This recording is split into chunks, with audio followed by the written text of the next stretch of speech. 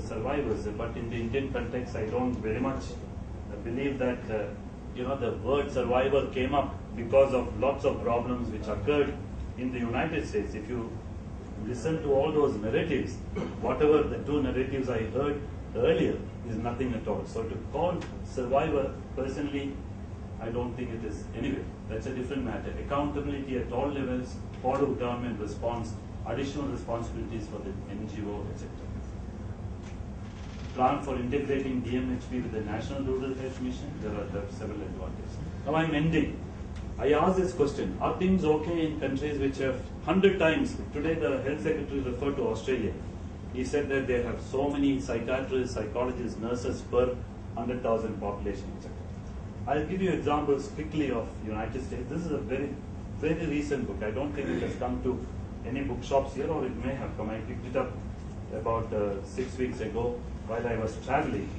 The reason why this book I'm showing is this is written by not a psychiatrist, not a psychologist, not even a care and user, but one of the best known mental health advocate in the world who is living today. I'm referring to Rosalind Carter. This book is about how she herself became an advocate. When she first started, canvassing for her husband's governor election in the late 60s in Plains, Georgia. Later, Jimmy Carter became the president. He appointed the first President's Commission, where Rosalind Carter was very responsible. The second President's Commission, appointed by George Bush, although Rosalind Carter was the first lady of a previous Democratic president, she had a major role. And this is a very interesting book. Within our reach, that is not the important thing. Ending the mental health crisis. This is, as recent, this published in April 2010. And she, who is 35 years advocate for mental health in the United States, talks about the situation in the United States as crisis.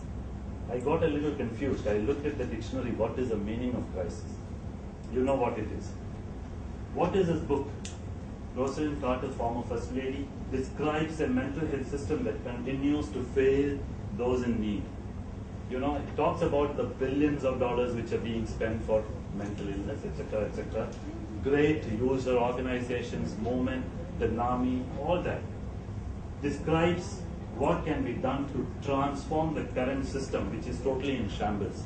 In shambles is not her own statement.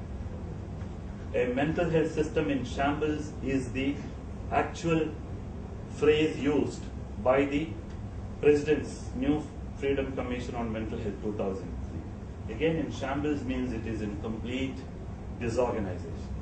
So with substantially higher resources, personnel, etc., things are not going on all right. Of course, that is no justification for our NMHP or DMHP not working. That is of course Rosalind Carter. You may not believe, at least the psychiatrist here, may not believe her. But what does the psychiatry editorial come and say? Archives of general psychiatry. Psychiatry faces one of the greatest public health challenges in contemporary medicine. Most people with mental disorders in the United States remain either untreated or poorly treated.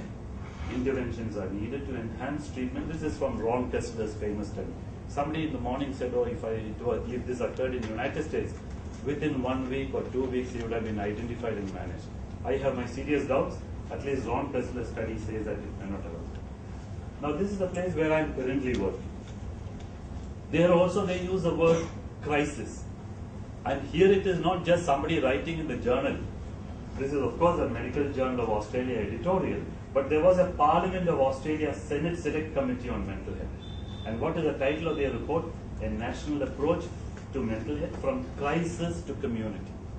I think that is a kind of sentiment that I sensed earlier. You're talking about asylum still, but when you should be actually treating people in the community, etc., etc. This is Australia, 2006. And Gavin Andrews, who is a very respected public health psychiatrist, not just in Australia, all over the world, he wrote an editorial, The Crisis in Mental Health. The chariot needs one horseman. What I remembered was what Vandana said in her morning presentation. The mental health lobby is talking in different voices. How can you ever get anything from the government or the minister or anybody if 10 different people are talking about 10 different things? So, Darwin writes about the mental health system in Australia, and he says it's like a chariot drawn by 6 horses, but each horse having a different horseman. What you require is one horseman so that you go in the direction. And he begins that article in the Medical Journal of Australia. How is that Australia's mental health services are in disarray? So crisis, shambles, disarray. These are not, the right kind of things which you expect to be much better. Anyway, closer home, a country like ours. This is what my secretary sent me there for yesterday.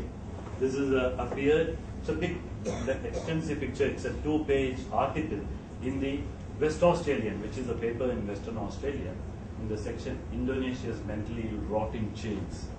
So the point I'm making is that we need to get disturbed. There are lots of questions, but it's a complex problem, and we need to collectively think and answer our questions. I am not at all a pessimist. I think we are going in the right direction.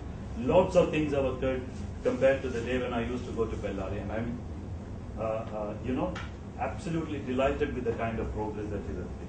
We are certainly in this, not in this state. Maybe 10 years ago in Nirvadi, maybe such a headline may have been appropriate here too, but perhaps not now. I end my presentation with 2 quotes. One is from India. The major hurdle in the path of providing better mental health care to the community is not in the purse but in our minds. This is, I think, Dr. Gore, but it is from the book edited by everyone. And the last one is that when you hear it, again, that is what, as I was noting down in my pad about the DMHP, the NMHP, the confusion, etc.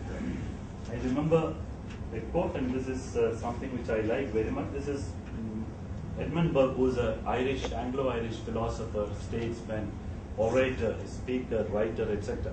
He wrote lots of things about the French Revolution, the American colonization, etc. He was talking, of course, those days, but I think it is very relevant in many programs today. Those who carry public schemes must be proof against the most fatiguing delays, the most mortifying. I feel that